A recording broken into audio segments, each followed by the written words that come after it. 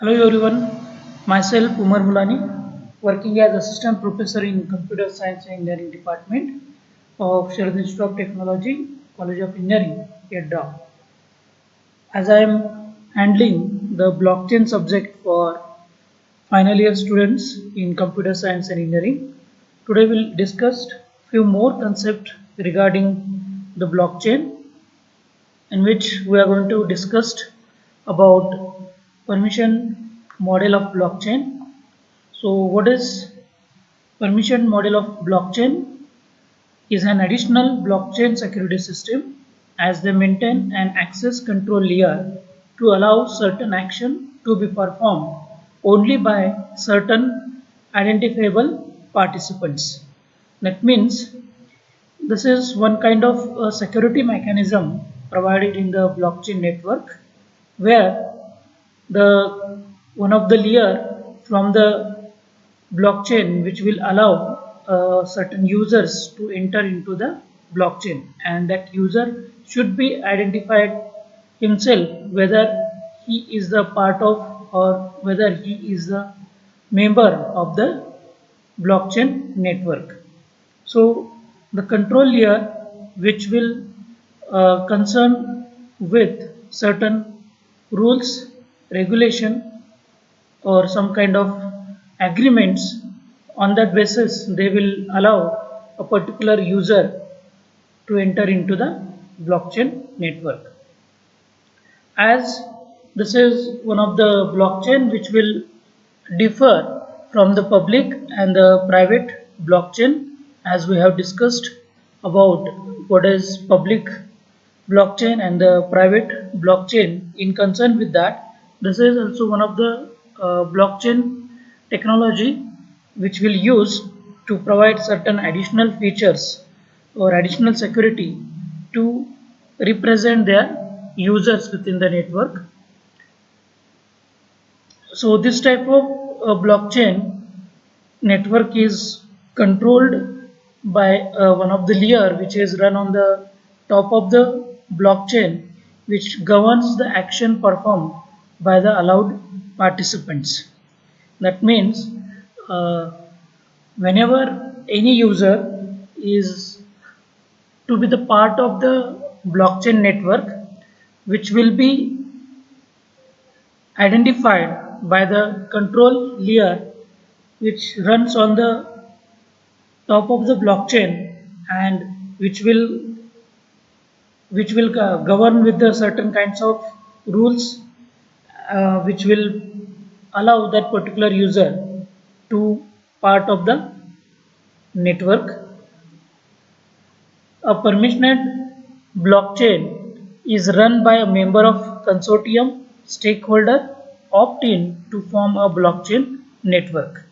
As this network which having the members of consortium and some of the stakeholders which are represent within the network and which will allow other users to be the part of the network.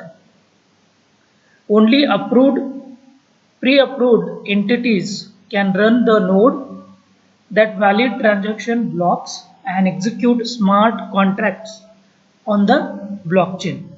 Means whenever the transaction is happen within the network, that transaction has been validated by the blocks and which will be executed by the smart contracts which are pre-approved by the entities.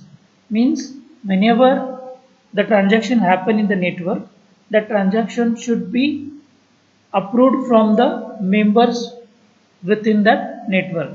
Then and then there will be the transaction within the blocks. Next aspects is security, how we are providing the security within the blockchain. As the blockchain consists as a storing of data across within the network, the blockchain eliminates the risk that comes with data being held centrally.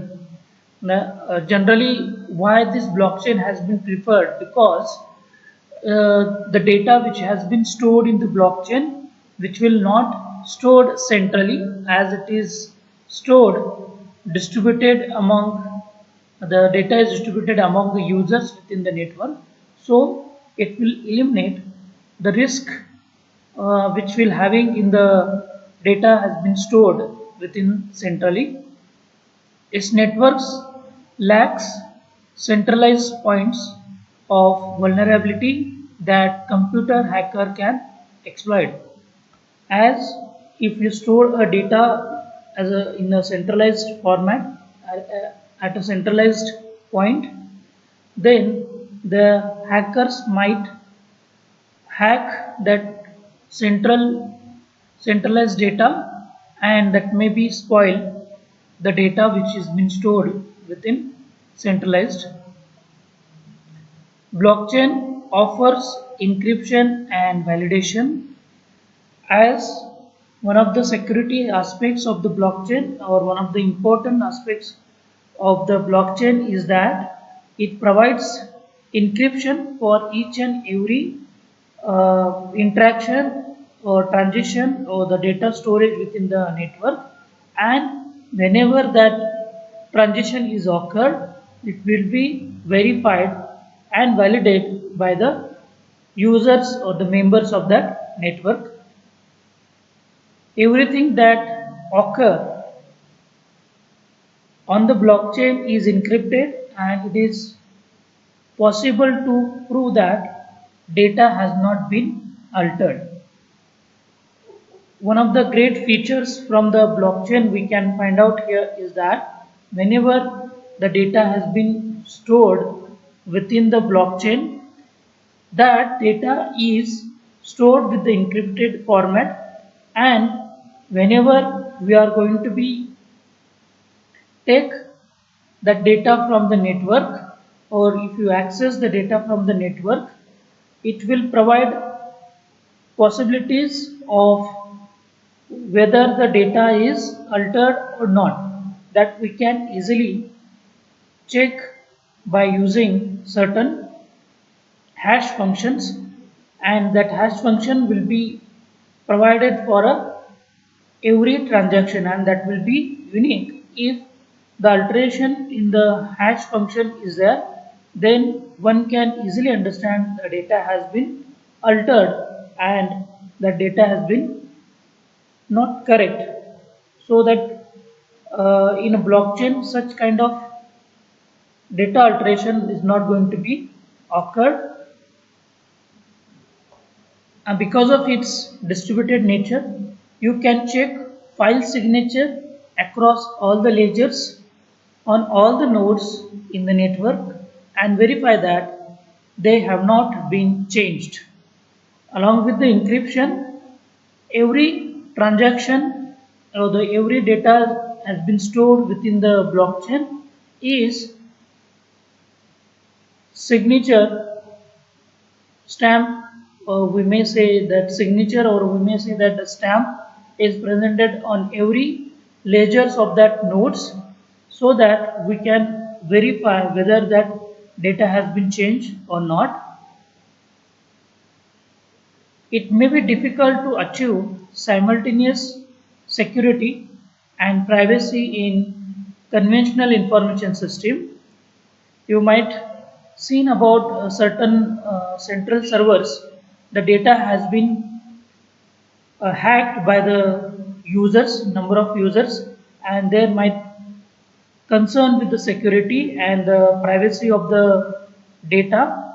Whereas in blockchain, what enables the confidentiality of the data by providing a public key infrastructure that protect against malicious attempt to alter data, and by maintaining the size of ledger, as the alteration of the data is not going to be happen in the blockchain, because every transaction is confidently represented by providing the public key, and along with that the each and every user will be have its own public key and the private key, which will enables only that particular user to access the information from the ledger, and which will provide you the security of the blockchain so that it will maintain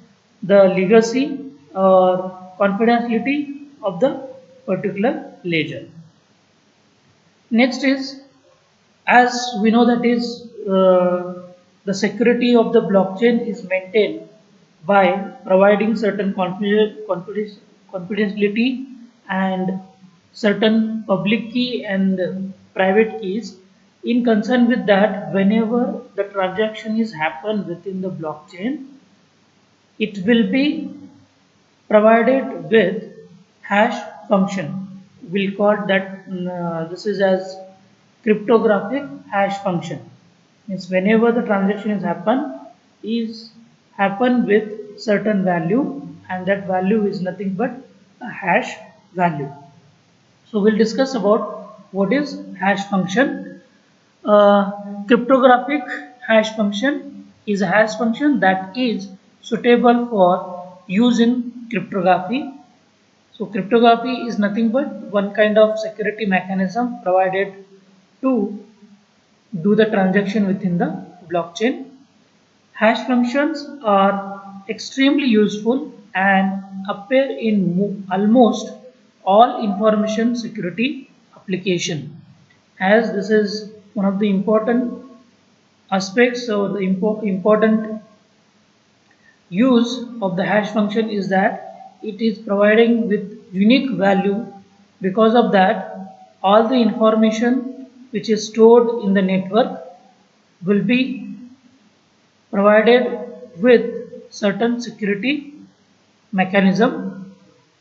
A hash function is mathematical function that converts a numerical input value into another compressed numerical value. As I told you, that is the hash function which governs or which will produce with certain hash values. So whenever it will producing the hash value, it is just kind of one kind of mathematical representation has been done, and that mathematical representation or the mathematical function that will convert into certain numerical value as an input value, and it will compress with another numerical value which representing as a output of that numerical value. The input to the hash function is of arbitrary length, but output is always of fixed length. Means whenever the mathematical function has been done on your hash function, that mathematical value, or we can say the input value, may be an arbitrary length that may be of where varies in the length. But whenever the computation has been happen within the hash function, it will generate the numerical value, that output numerical value always will be have a fixed length which will not going to be vary, as the length is vary in the input values of hash function. So this is what actual what how the values are hash values are generated. You can say that message yum, that means we may consider that is an it consists an certain value is an maybe of arbitrary length. It may be vary with the within the length, and which will pass to the hash function, and certain computation has been done within the hash function, and it will produce an output which is will called as an hash value h, which is of fixed length. And because of that, if certain values are certain malicious activity is going to be happen within the blockchain, it will going to alter the hash value, the output hash value. Now we'll discuss about certain properties of hash functions, as we've seen about how the hash values will going to be generated. Certain mathematical operation has been done, and after that it will produce certain fixed length of hash value or hash uh, numbers which will generated. Now we'll see about what kind of properties we are having for the hash functions. The first property is pre-image resistance. Means what going to happen in the pre-image resistance is that it should be computationally hard to reverse a hash function. Means once the hash function is generated from a given input of mathematical function, the output hash value which is generated will not able to reverse that value, or will not able to change that value. Whenever you are doing any transaction, every time it will generate a unique hash value which will be of a fixed size, the fixed length. We'll suppose we'll understand here how that values is going to be generated. If a hash function h is produce a hash value z, means after completion of certain mathematical operation, the output hash value is considered as a z on the hash function h, then it should be difficult to process to find any input value x that hashes to hashes to z. Means the output value which is generated by the hash function is z, and if I want to find out how this z value is generated uh, by given from the particular input values, so we can't able to find out what are the inputs which is provided to generate an hash value z. This property protects against an attacker who only has a hash value and is trying to find the input. Means suppose anyone want to find out input value of particular hash value which has been generated. In this case, we consider that is output value hash value is generated as z, and if I want to find out what input is provided to generate to get the hash value z, so it will not easy for attacker to find out what input value is provided to generate an output hash value z. Second, pre-image resistance. In this, what is going to happen is that this property gives a input and its hash. It should be hard to find a different input with the same hash. That means here one will not find out what is the input value for the same hash value which has been generated. In short, we can understand here is that if hash function h for an input x produced hash value hx, then it should be difficult to find any other input value y such that hy is equal to hx. Always you will find that every input which is provided to the hash function will be generating a unique output hash value. So one will not find out that is hash function hy will be equal to hx. There will not be possible both h hash value is of same value whenever it is provided with the inputs.